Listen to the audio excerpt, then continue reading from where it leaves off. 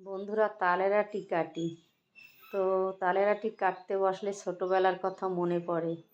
এখনকার বাচ্চারা এগুলো কাটবে কি, খেতেই জানে না। তো ছোটোবেলার কথা মনে পড়ে। তালের আটি কাটতে বসলে মা বারণ করতো, হাত কেটে যাবে, কাটিস না, কাটতে যাস না, কেটে যাবে হাত।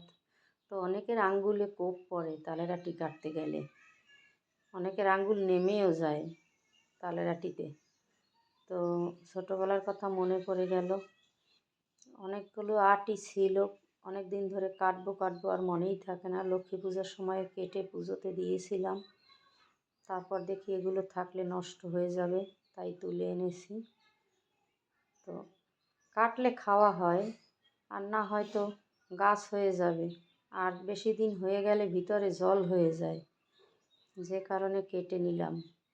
আর আমাদের ঘরের লোক খুব পছন্দ করে তালের আটির শ্বাস।